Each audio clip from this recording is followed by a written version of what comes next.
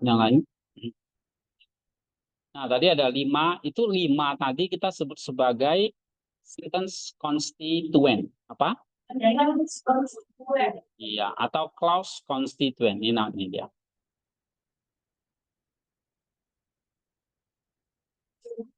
Ya.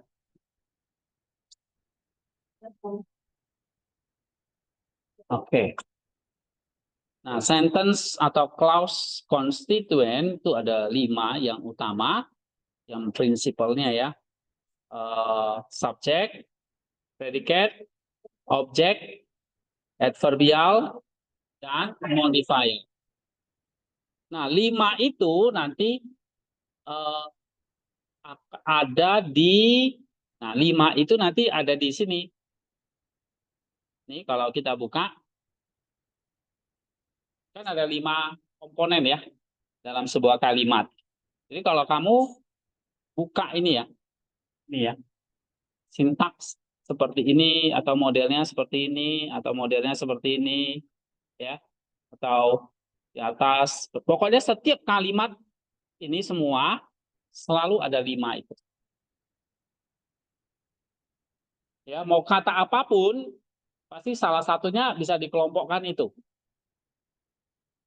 Apakah dia sebagai subjek, predicate, objek, adverbial, atau modifier. Ya, kita singkat aja SPOMA. Subjek, predicate, objek, modifier, adverb. Nah, itu cara gampang hafalnya ya. Apa? Hah?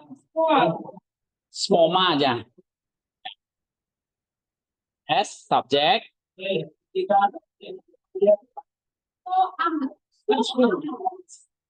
Ya, lebih enak kan SPOMA lah ya. Subjek, predicate, objek, modifier. Ya. Oke. Ya terserah kalian mau semua.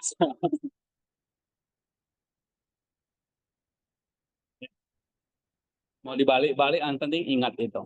Nah, 5 unsur itu ya ada di dalam sintaks ini pasti. Tapi apa yang minimal harus ada? Oke, nanti sebelum ke situ ya. Nah, 5 itu pasti ada di dalam diagram-diagram seperti ini atau sintaks. Ya. Dan ada di dalam ini materi kita sepanjang Yunani 1 dan 2 ini, yaitu ada nanti di dalam noun. Ini dia. Apa? Noun. Nah, noun itu nanti ada di dalam case. Jadi kan number, gender, case, ya kan? Nah, nih. Case, kalau kita belajar case nanti, cases, berarti ya nanti belajar 5 itu. Kecuali predikatnya enggak nanti. Ya. Terus nanti belajar artikel. Nah, adjective, kata sifat. Biasanya kalau nanti kata sifat itu di mana? Modifa. Kalau pronoun nanti di mana? Bisa di subjek, ya, bisa di objek, gitu. Lalu preposition. Nah, ini materi kita. Yunani 1, targetnya nanti sampai preposition. Preposition itu kata depan. Misalnya kalau bahasa Indonesia itu di, ke, dari, ya. Itu kata depan. Pronoun kata ganti. Dia, kamu, mereka, saya, kami. Nah, itu namanya kata ganti. Kata sifat, adjective. Nah, nanti kita belajar kayak gini tadi. Cantik, ya, nasi gosong. Nah, belajar modifier. Artikel itu kata sandang.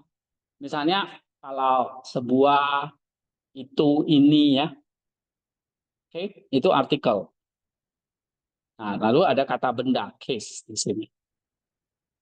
Ini target kita mau selesaiin selama 1 semester, part 1. Kita belajar apa? Kita akan belajar subjek, predikat. Nah, predikatnya nanti di part 2.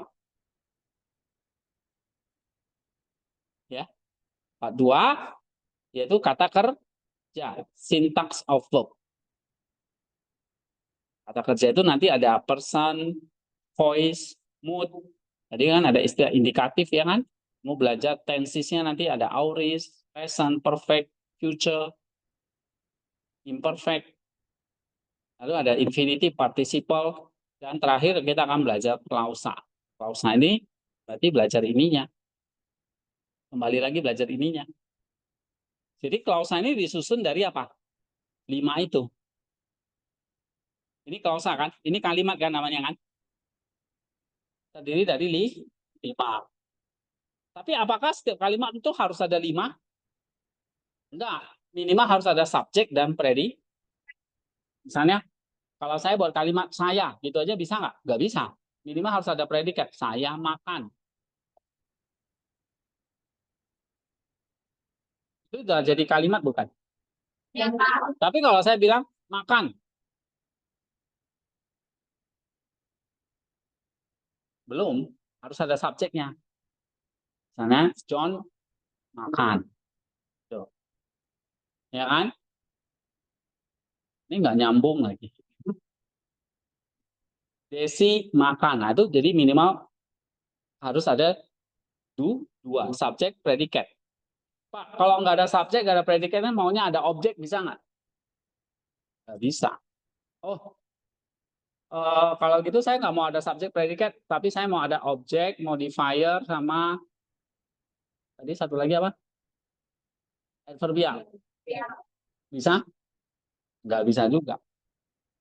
Nah, nanti kita lanjut di sini. Nah, sebuah kalimat itu minimal harus ada subjek, satu subjek, dan satu predikat. Itu minimal. Misalnya, Yesus menangis. Bisa. Tapi kalau hanya ada satu aja, menangis gitu aja bisa nggak? Atau hanya ada subjeknya, Yesus gitu bisa? Sehingga minimal harus minimal ini.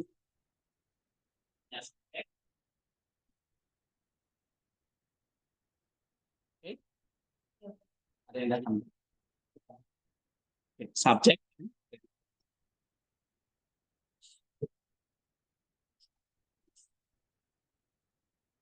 Kemudian kita lihat lagi di sini. Yang dimaksud dengan predikat itu pasti dia punya predikatornya adalah kata kerja.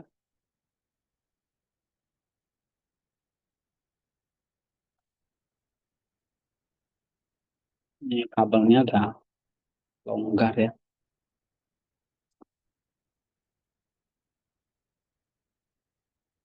Nah, oke.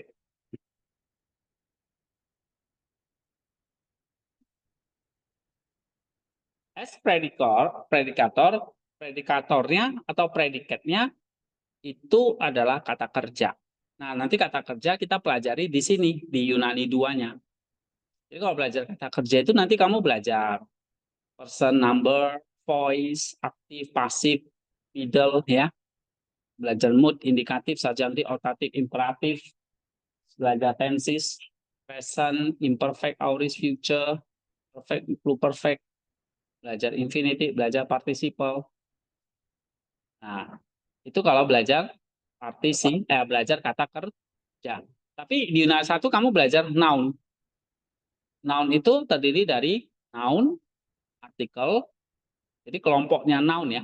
Kelompoknya kata benda itu nggak cuma kata benda. Ada artikel, ini bukan artikel jurnal ya, tapi kata sandang. Lalu ada kata sifat, ada kata ganti, ada kata depan. Nah, istilah Inggrisnya noun, artikel, adjective, pronoun, preposition. Ada berapa ini? 1, 2, 3, 4, 5. Ini kita masih punya 5 chapter yang kita mau pelajari. Ya. Nah, tapi ini pengenalan dulu hari ini. Nah, kita lanjut ke sini. Tadi kata predikator haruslah kata kerja. Ya. Misalnya ini, the foxes have dens. Ya. Serigala punya apa? Di Matius 8 ayat 20 itu. Tempat pasti, ya kan? Nah, Punya itu kata kerjanya. Jadi itu wajib ada, ya. Lalu ini perhatikan lagi, tadi ingat ya sebuah kalimat atau klausa. Nah, kalimat itu istilah yang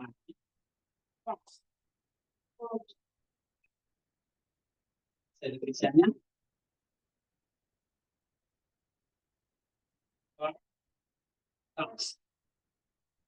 sentence itu artinya apa?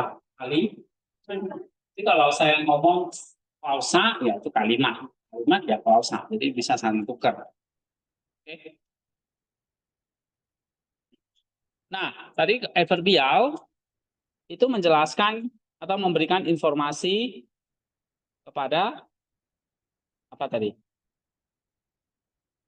Kata kerja, ya, atau predikat. Oke. Itu paham. Nah, kemudian ini synthetic relationship. Nah, tadi word order sudah ya. Dalam bahasa Yunani itu word order itu bisa saling tukar-tukar gitu.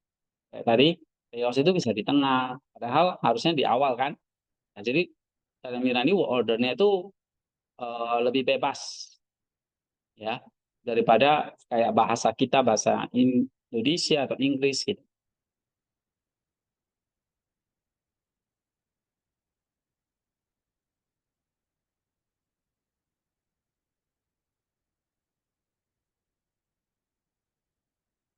Oke, saya pikir tadi ini udah.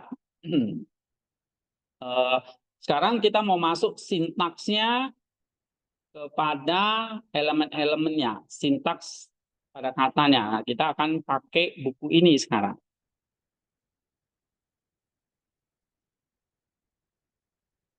Case pertama.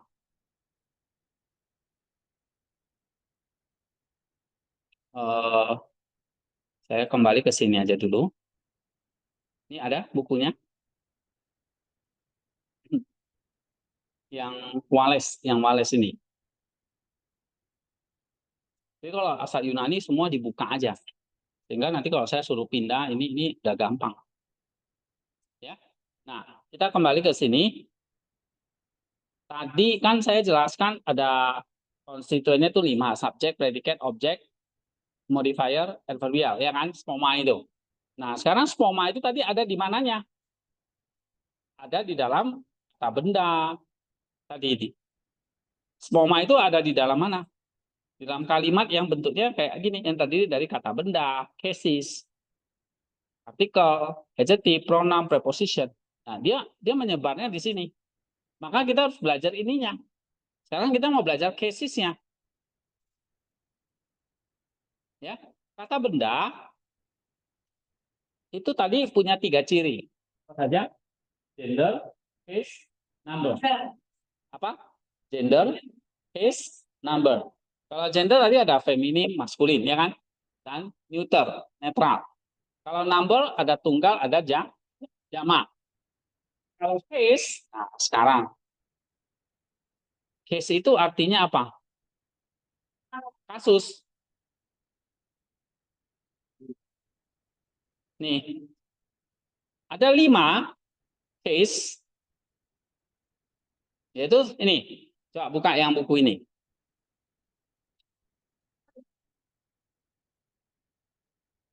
Nominatif, atau kalau enggak buku ini, kamu lihat case yang punya 2 sistem ya. Nih, 5 dan 8.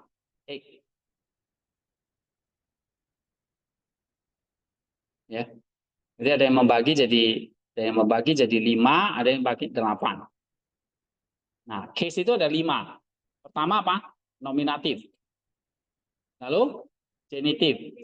Lalu datif, akusatif, dan vokatif. Nah, coba baca. Nominatif, genitif,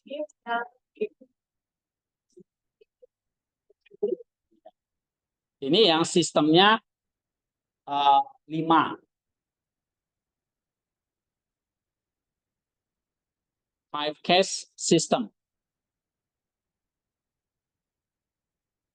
Kalau dia 8, dia nominatif ya, tetap nominatif.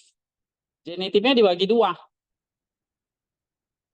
Ada genitif dan ablatif. Ya. Datifnya dibagi berapa? 3. Datif, lokatif, instrumental.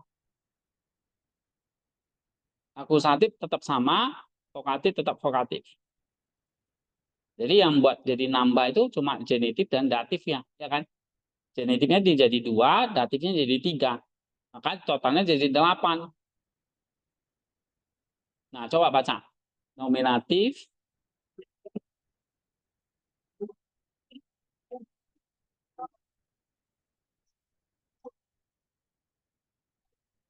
nah, itu dia. Kalau 5, nominatif, genitif, datif, akusatif, vokatif. Nah, itu case-nya ada 5. Case itu artinya apa sih? Dari tadi kasus, kasus, kasus itu maksudnya apa?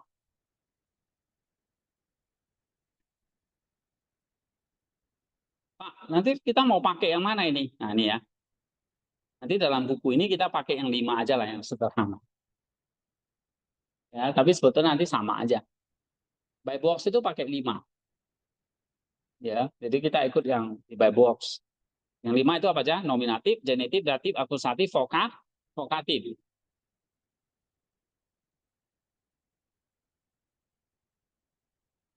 Nah, 5 case ini kayak tadi ya. Misalnya kembali ke Yohanes 3:16.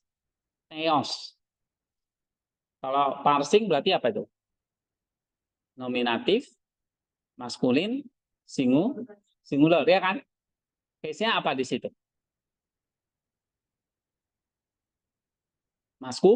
Case-nya apa?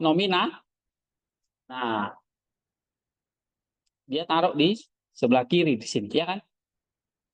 Tapi yang satu lagi, case-nya apa di situ? Akusatif. Taruhnya di objek, ya kan? Karena case-nya beda. Jadi dari sini, apa itu pengertian case? Case ini tulisannya kayak gini. Nih. Apa itu case jadinya?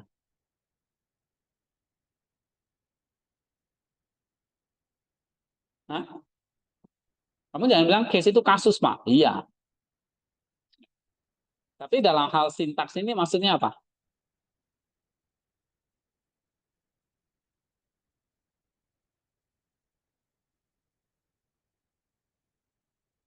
Hmm?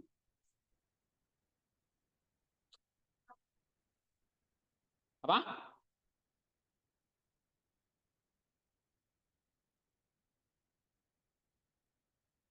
Nah, kamu baca ini. Nih, case.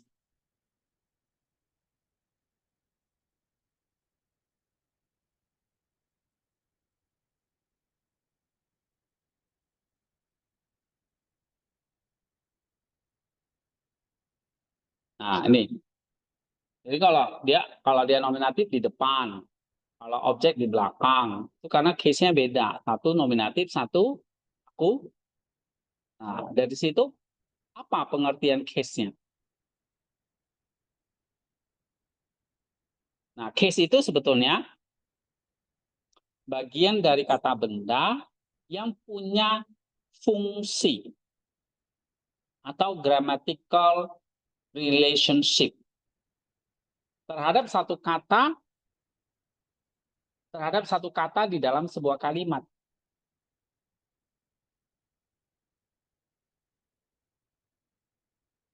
Ya, itu. Sekali lagi, case is the aspect of a substantive which indicates grammatical relationship to the verb and or other elements in the sentence.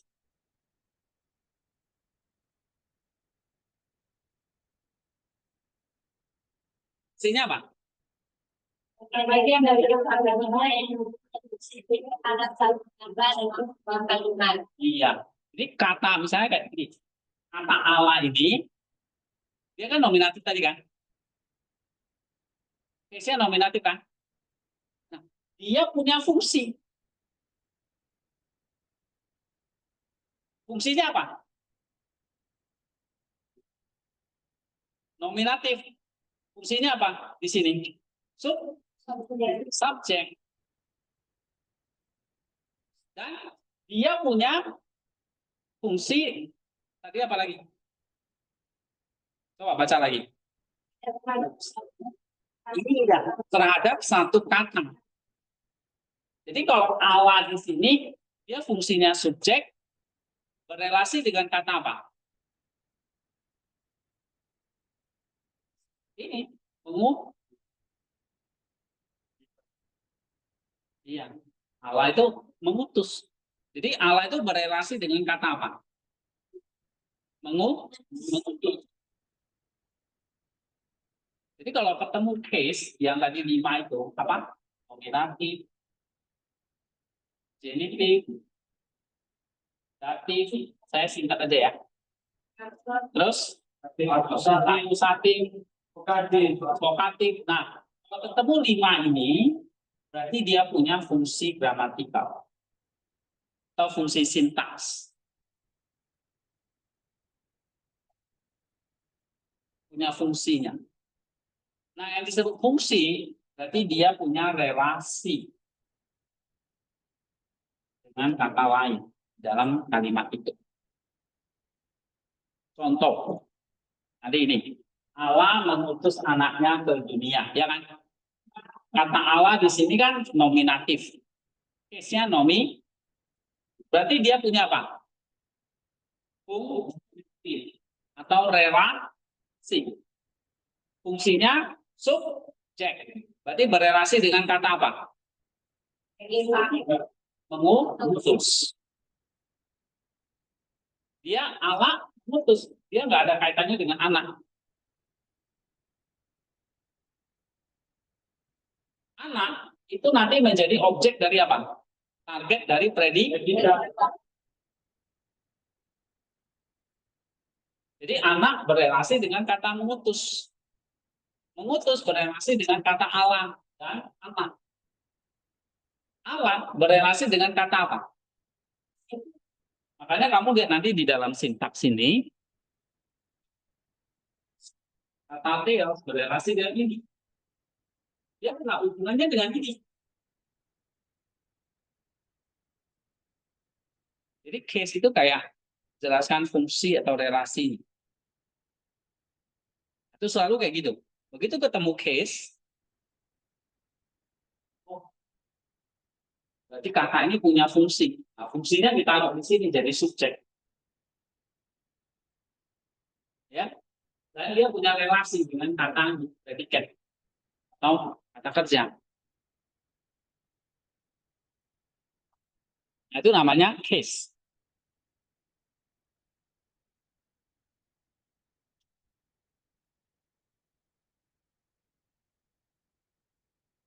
Jadi punya fungsi gramatikal atau relasi gramatikal terhadap satu kata. Ya, terhadap satu kata atau kata lain di dalam satu kalimat. Nah, ada 5 dan 8. Sekarang kita pelajari yang nomor 1 dulu. Apa yang nomor 1? Nominatif.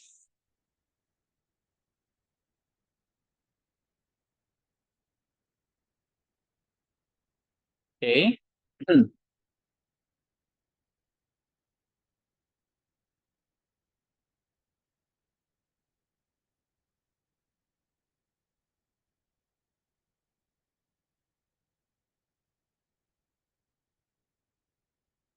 Nah, kalau di buku ini nih, case form.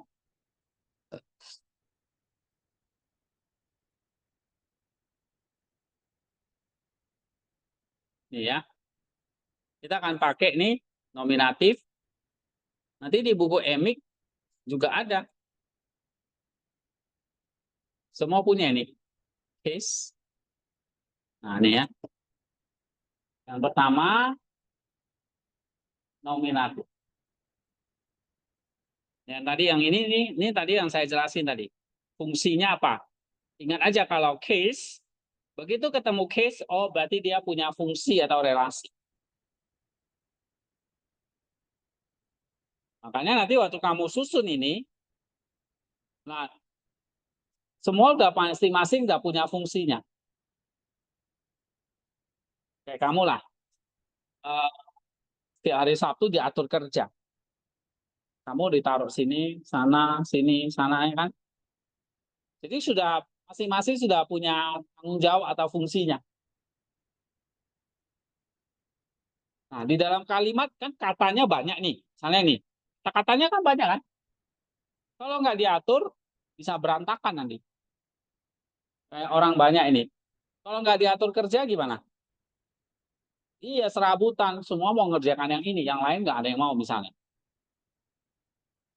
Nah, di dalam kalimat, itu juga seperti itu. Semua udah diatur. Satu subjek, satu nih predikat, satu objek. Nah, itu udah atur posisinya masing-masing. Nah, kita tahunya, kita belajar dari case. Belajar, oh, kok bisa posisinya di sini? Kok bisa posisinya di belakang, Pak?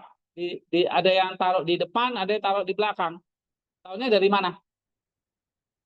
Dari belajar case. Sama kamu belajar ngatur orang, kan kamu belajar nih. Belajar kepemimpinan namanya. Nah, kamu mau belajar ngatur kalimat-kalimat seperti ini karena sudah dibuat orang kan. Coba kamu disusun sendiri. Bisa nggak? Misalnya ini nggak ada ya. Nah, yang ini aja, yang mentah ini. Kamu saya suruh buat kayak gini. Atau kayak gini. Nggak boleh lihat.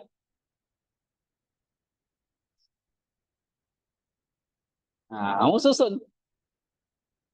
Bisa nggak? Bisa. Nanti setelah kamu belajar sintaks. Misalnya case-nya.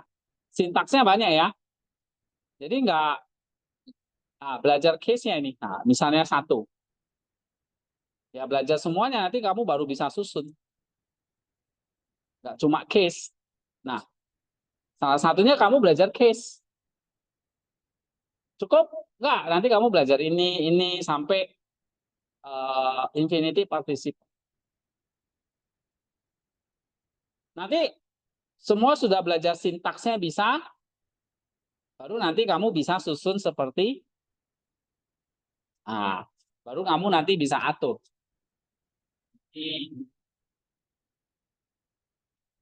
Sama nanti kamu jadi koordinator ngatur kerja.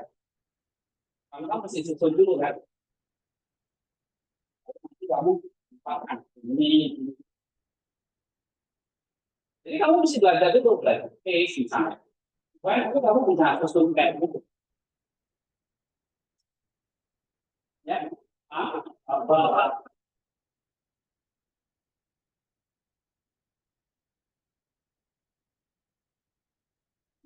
semen ya.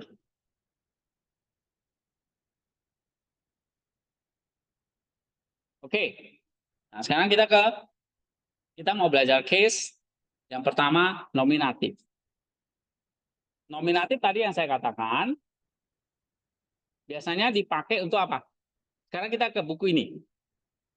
Ya. Atau di sini juga ada. Pak, kok ganti-ganti sih bukunya? Bingung. Ya, jawabannya simple, suka-suka saya. Ya, ya. Udah mau nanya? Iya, jadi sebelum kalian tanya ya, saya udah kasih jawaban. Oke, nominatif eh, di sini ya atau di sini juga ada, atau di sini juga ada, ya. Di sini juga ada, semua ada bukunya. Nah, ini. Oke, jadi tadi saya sudah jelaskan ini ya, artikel nanti kalau di buku ini ya ada artikel, ada parsing ya. Ini tadi parsing, case, number, gender itu mesti lengkap. Nah, ini ada feminim, maskulin ya. Ini udah ada.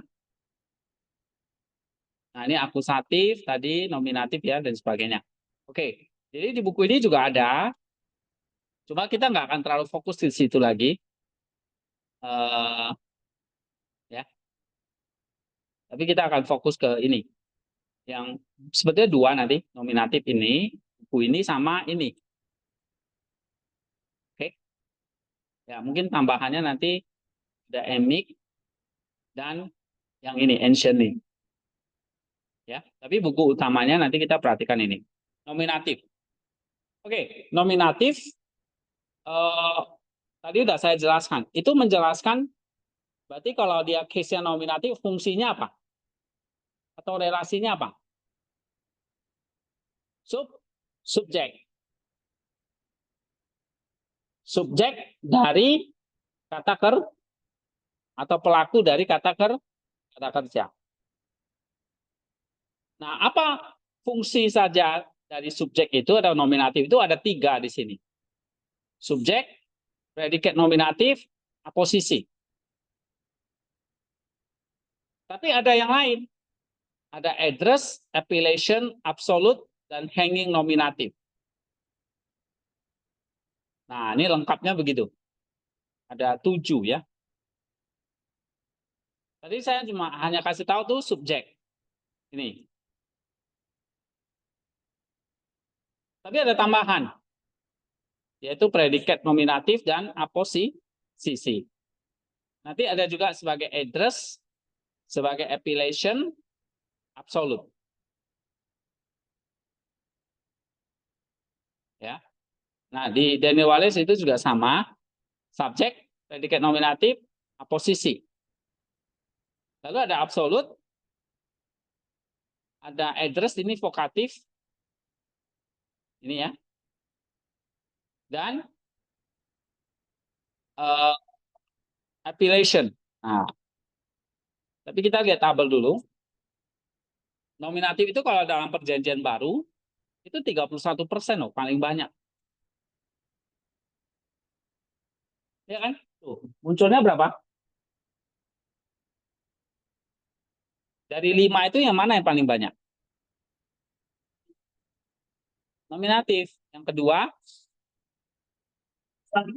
yang ketiga, yang keempat, terus vokatif. Nah, vokatif itu lebih kecil dari 1%. Nominatif paling banyak, 31%. Ya. Oke. Sekarang yang pertama, dia sebagai subjek. Nih. Tadi subjek saya udah kasih contoh banyak di sini. Misalnya awalnya di subjek ya kan. Jadi Yesus ada murid-muridnya. Yesus subjek. Nah, ini contoh lain. Coba kita buka Matius 3:13. Ini cara mainnya kayak gini nih. Buka Matius 3:13. Biasanya saya suruh kalian baca. Habis baca, kita lihat yang mana nominatifnya. Setelah itu kamu parsing nominatifnya apa, terus kamu jelaskan fungsinya apa. Fungsi atau relasi. Nah, itu. Ya. Oke, di sini ada contoh ya. Di buku ini dikasih apa? Matius 3:13. Oke, nggak usah baca semua, tapi yang ini aja. Saya gedein. Ini ya. Kelihatan? Oke. Bisa baca nih? Coba. Satu, dua, tiga.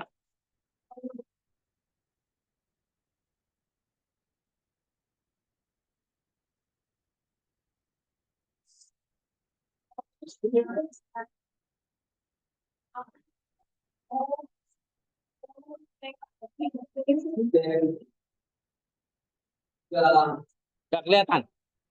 Hah?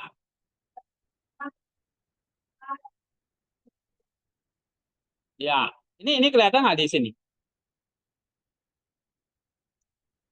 Ya, kalau nggak, gedein. Nah, nih.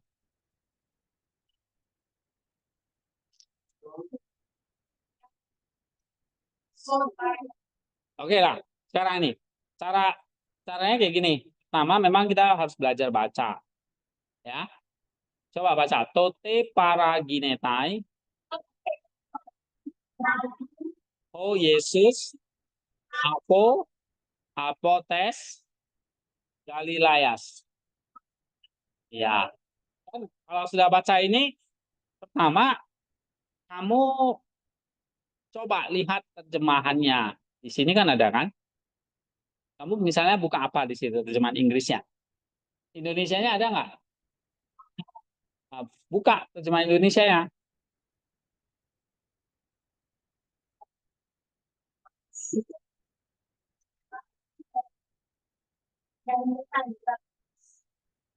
Iya.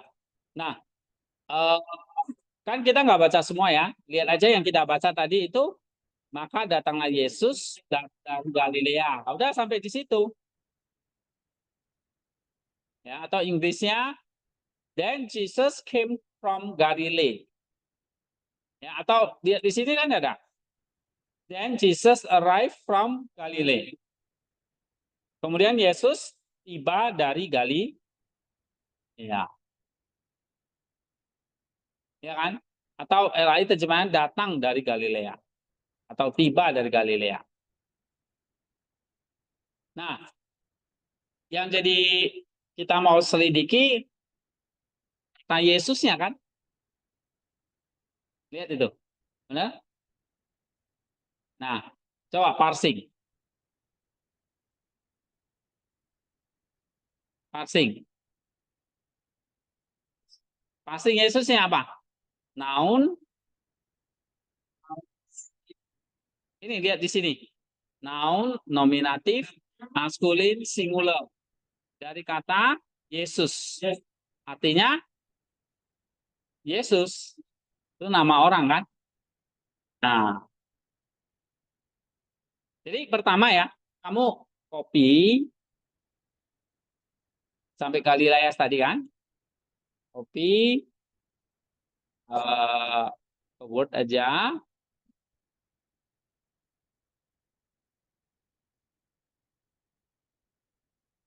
Nah, ini kan.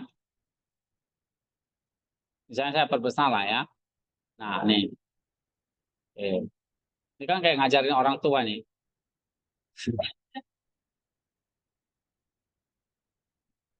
Oke. Nah, ini ya. Oke, udah tulis. Kan ini kata Yesus ya yang mau kita amati nih. Nih, kamu parsing.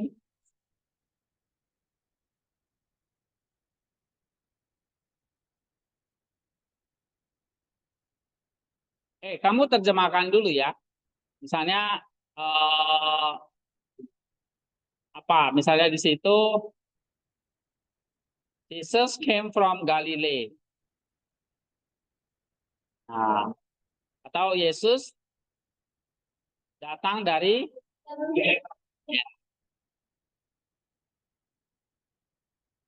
ya. Lalu kamu parsing.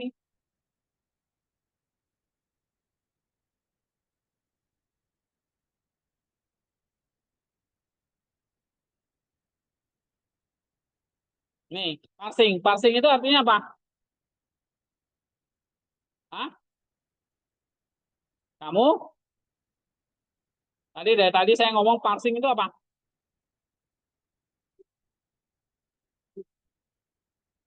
Apa? Parsing itu berarti gimana? Nih, ya. Kamu uraikan ini. Misalnya Yesus. Kalau di Bible Box itu, kamu arahkan kursornya ke sini. Nanti kan di sampingnya ada.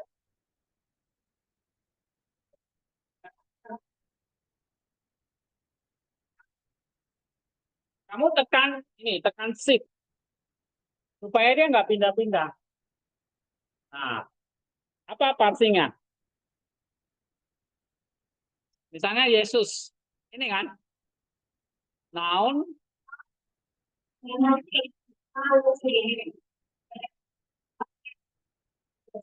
iya. Kamu tinggal copy.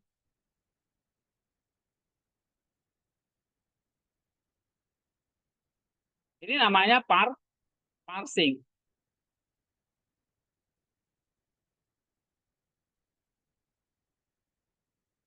Nah, parsing noun, nominatif, maskulin, singular, proper dari kata Yesus, artinya apa? Ya.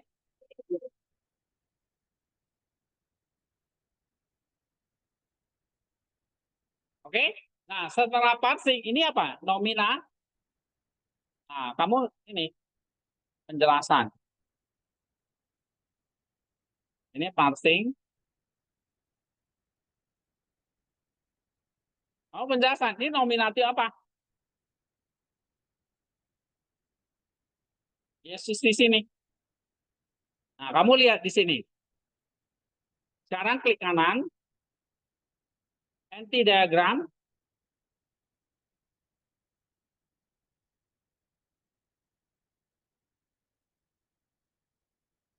Lihat, Yesusnya di sini kan? Benar kan?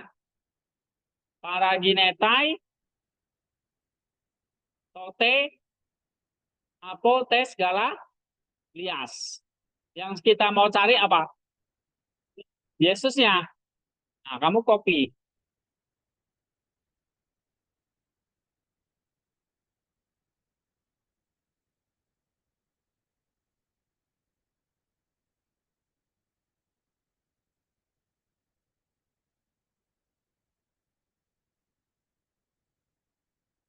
Ini bisa pakai ini ya.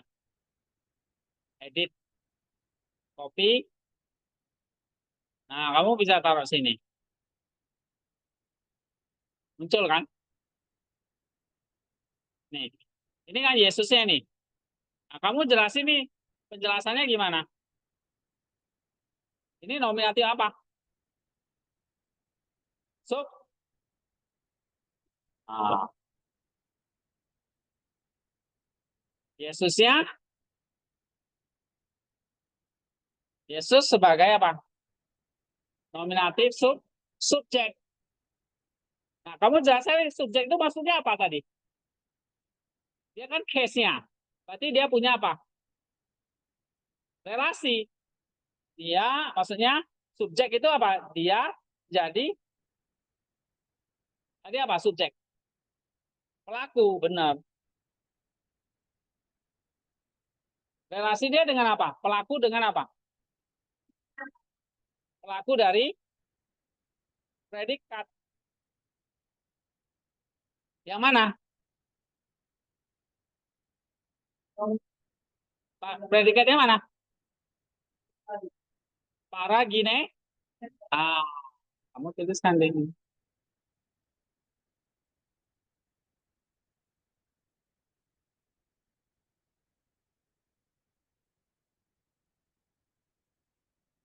Tuh.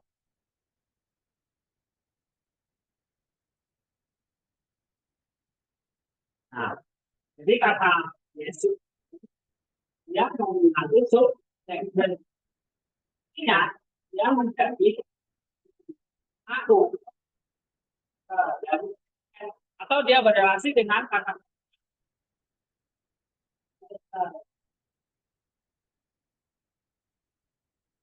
case itu selalu dia dia berrelasi dengan kata lain gitu.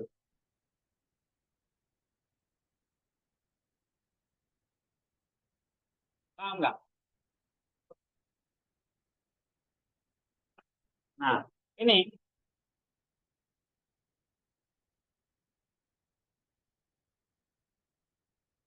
Nah, coba kamu kerjakan nih. Yohanes 1:15.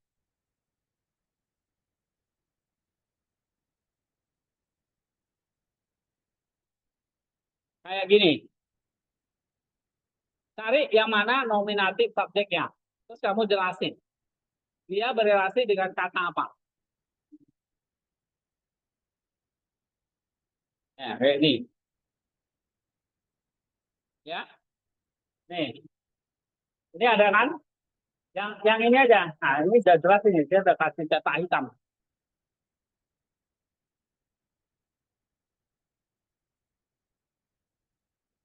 Oke. Bikin kayak gini. Kamu copy, terjemahkan, passing satu aja. Nominatifnya aja, nggak usah semua. Nah, baru kasih penjelasan. Coba, ayo.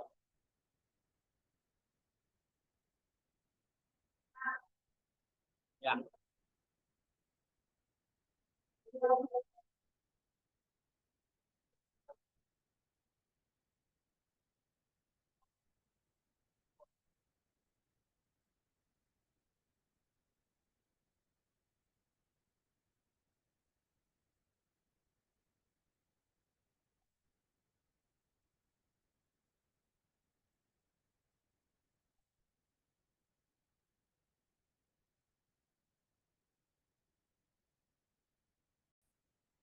Lihat, Yohanes 1:15.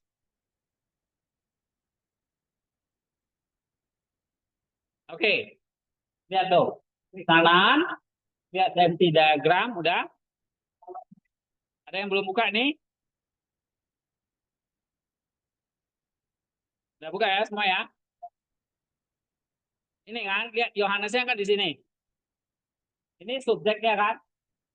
Berarti dia berelasi atau dia jadi pelaku dari Marture dan Kekra. Nah, ada dua. Kamu kalau cara kopinya kamu klik aja di sini. Ya. Terus edit, copy. Nah, tinggal pindahin.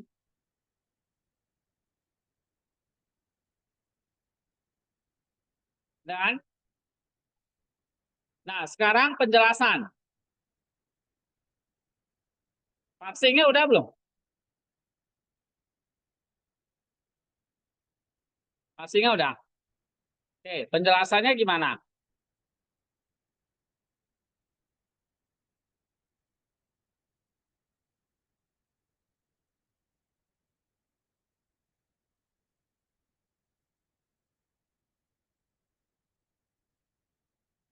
Penjelasannya gimana?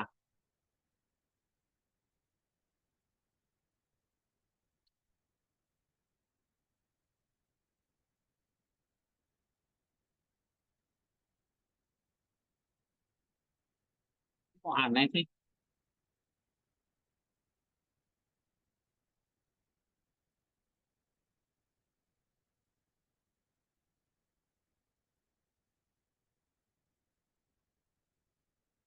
Gimana penjelasannya?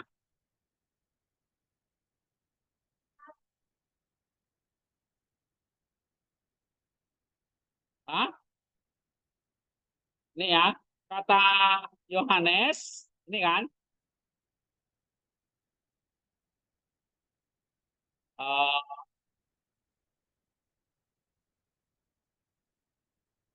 dia apa? Sub adalah nominatif apa dia?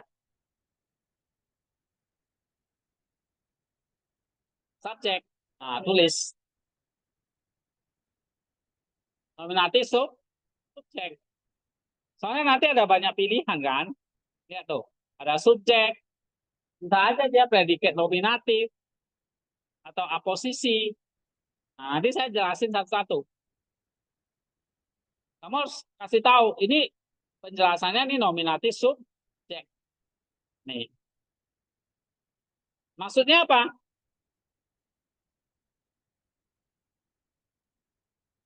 Dia menjadi, iya, dia menjadi subjek atau pelaku dari kata kerja atau predikat apa? Lihat ininya. Nah, apa di situ? Marture dan Ekragen. Dia kan? Dua kan? Ah, udah kamu tinggal tulis di situ. Marture, Ekragen. Copy.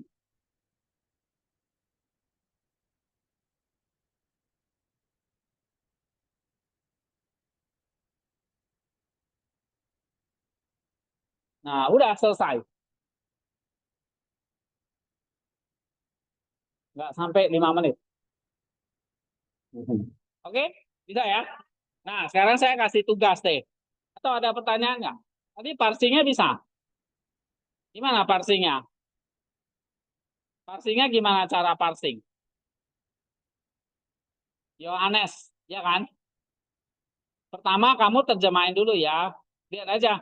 Yohanes memberi kesaksian tentang dia dan berseru. Nah, nih. Ini aja yang kamu copy.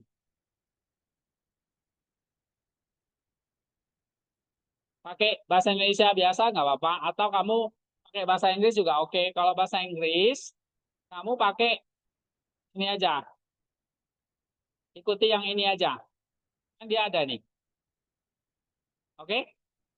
Nah, kamu copy. Cuma ya, karena itu bahasa Inggris, kamu harus ngerti artinya. Baca LAI boleh. Ya, nih. John testified about him and cried out saying, atau Yohanes memberi kesaksian tentang dia dan berseru. Nah, itu. Oh, parsing John-nya. Apa? Parsingnya gimana? Nih, kamu klik Yohanes, terus lihat di sebelah kanannya kan ada kan? Analisisnya ya, buka yang analisis ada. Ini, Yohanes. Ini kan udah ketemu langsung kan? Nah, kamu copy. Klik kanan ya. Untuk kopinya selalu klik kanan, pilih yang clipboard. Nah, udah. Noun, nominatif, maskulin, singular, proper dari kata Yohanes artinya apa? Pasti arti Indonesianya ya. Yohan. Nah, itu parsing jadi lengkap. Parsing itu harus ada ini loh maksudnya. Ada case, gender, numbernya, ada lexical formnya dan meaningnya apa. Arti kamusnya apa. Nih. Kalau sudah parsing, nah, kamu jelasin, kamu copy aja ininya. Cara ngopinya udah bisa belum? Hah? Nah, baru kamu jelasin. Oh, ini nominatif apa nih? Nominatif subjek. Maksudnya apa? Menjelaskan atau menjadi subjek pelaku dari kata kerja. Nah, ini harus ada ini.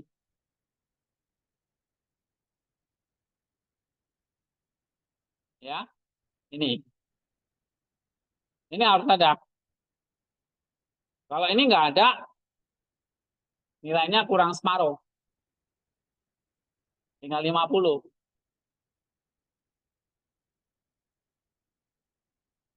Oke. Nah, coba ya kerjakan. Eh, ini ada berapa soal nih? Efesus 5,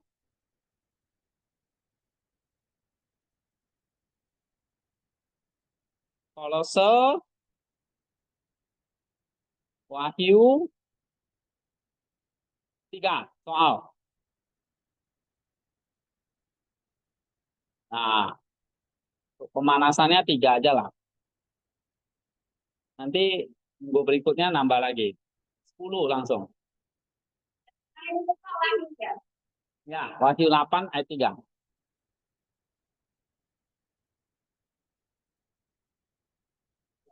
Coba kamu pahami. Kalau kayak gini, oh ini subjek di sini. Oh, subjek dari ini dan ini ya. Itu tujuan saya. Itu sebetulnya. Cuma ya kamu parsing ya. Kamu bisa baca ini, kamu copy diagramnya. Terus kamu tahu artinya apa, terjemahkan. Nah, itu aja tambahannya. Tapi intinya kamu bisa baca ini nih. Ini subjek, dia menjadi pelaku dari marture dan kekagen. Jadi Yohanes bersaksi dan berseru. Ya, berseru dia. Atau dia bersaksi.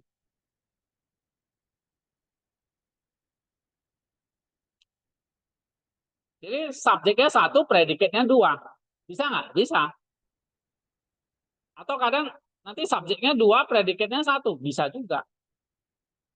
Nggak masalah. Atau minimal satu subjek, satu predikat. Nah, itu juga oke. Ya. Udah, kita nyanyi juga lah. Oke. Oke, sampai di sini.